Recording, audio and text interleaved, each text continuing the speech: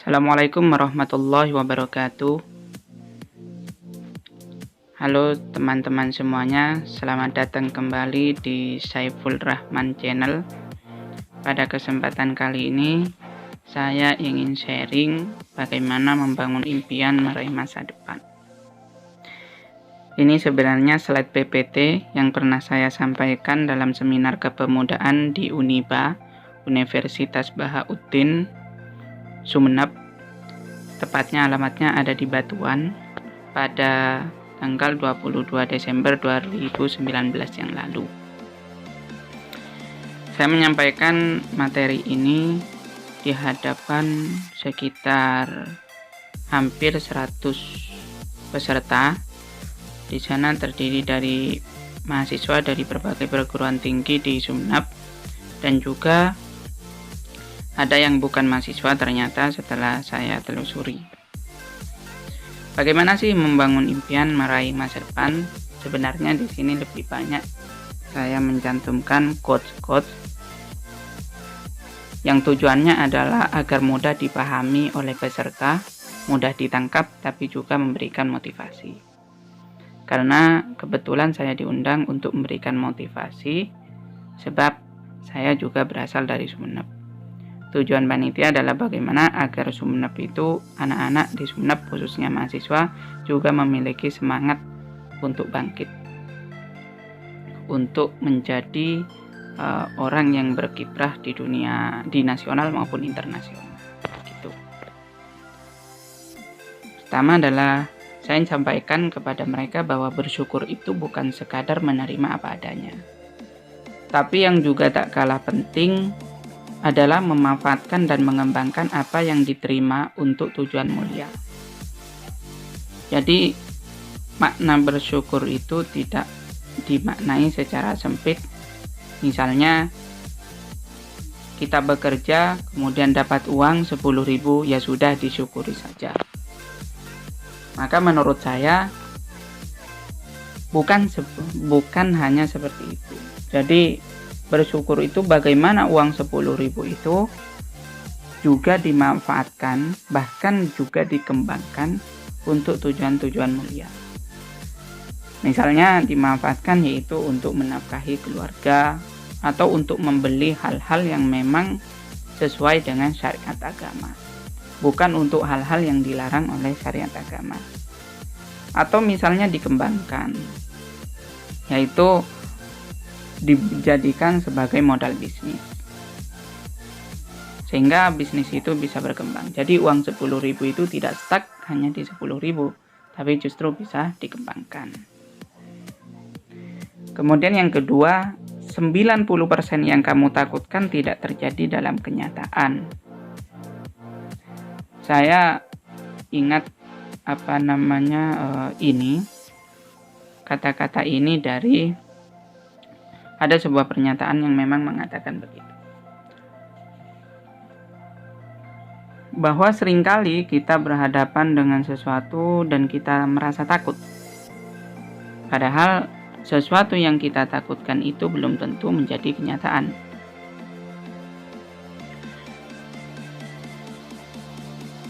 Kita sering berhadapan begitu.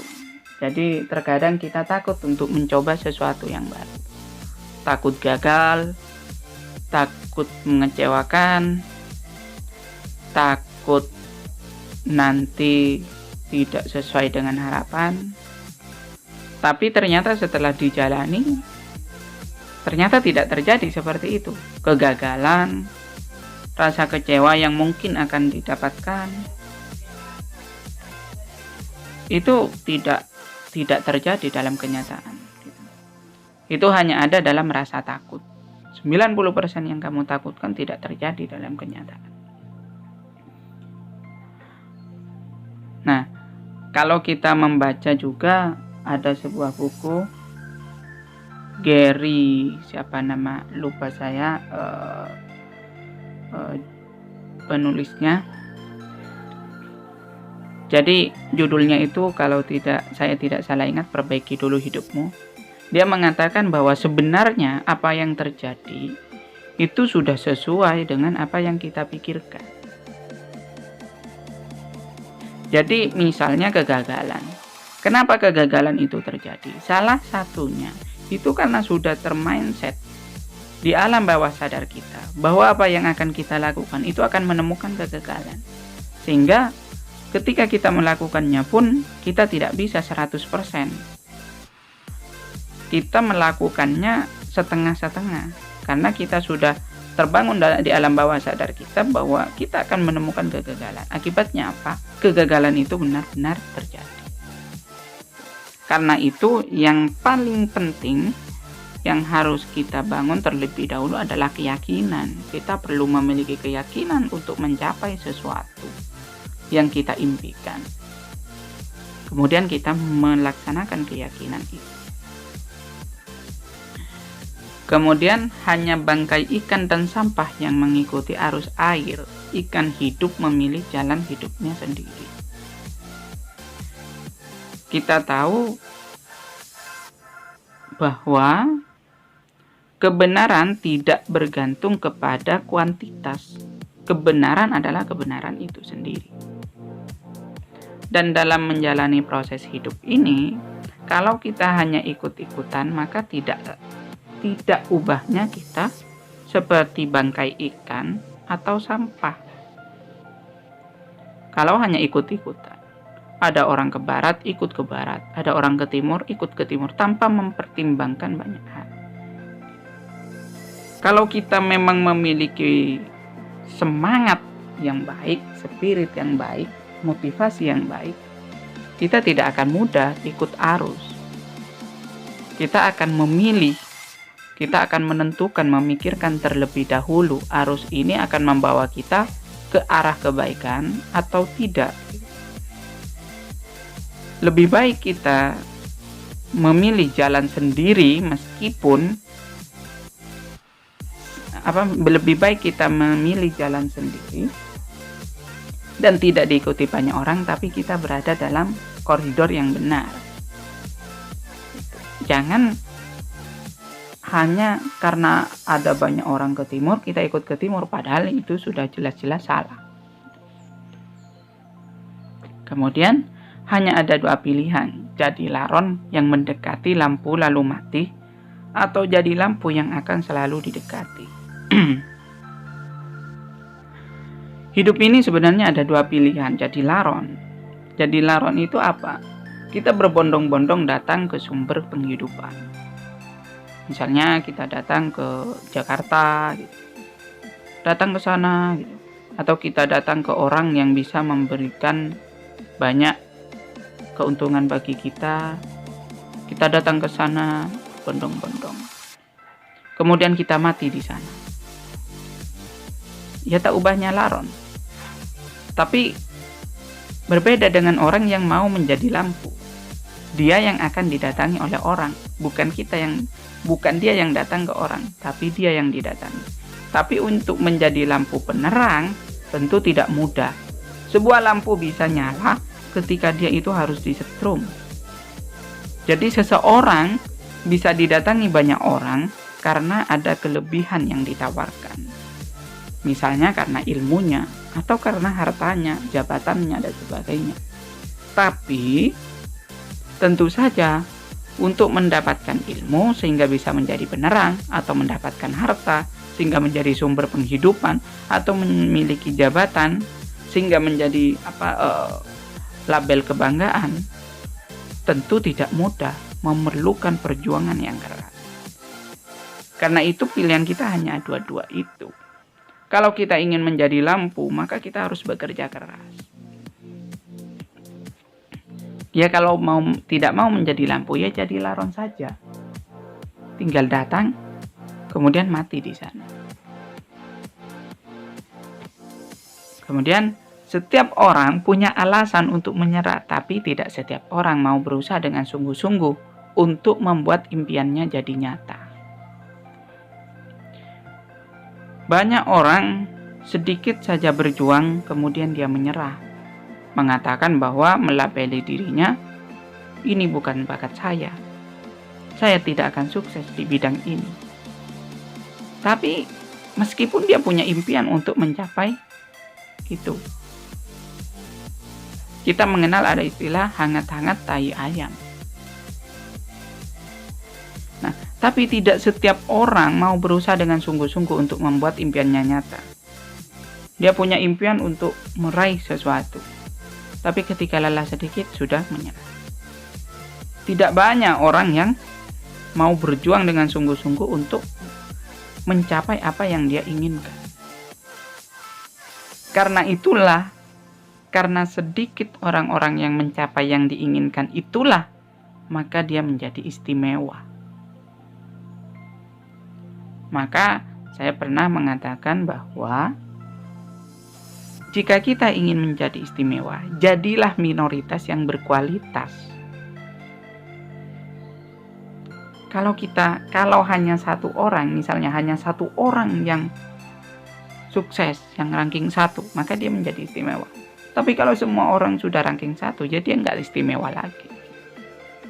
Jadi istimewa itu karena minoritas, karena menjadi minoritas yang berkualitas.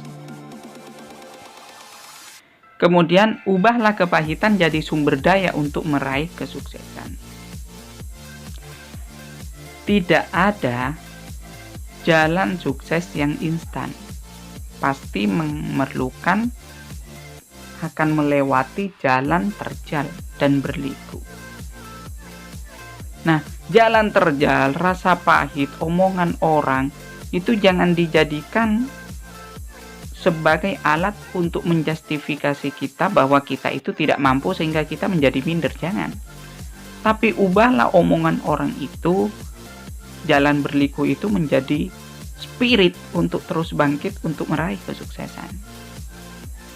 Balik, kalau misalnya orang mengatakan, tidak mungkin Anda mencapai itu, toh Anda hanya orang biasa, maka ubahlah.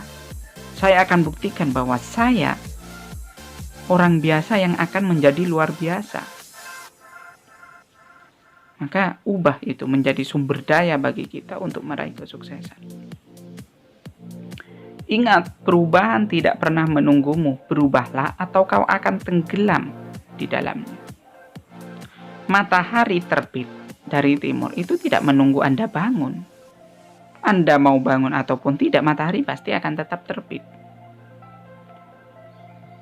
Anda mau ikut berubah ataupun tidak, handphone terus mengalami perkembangan.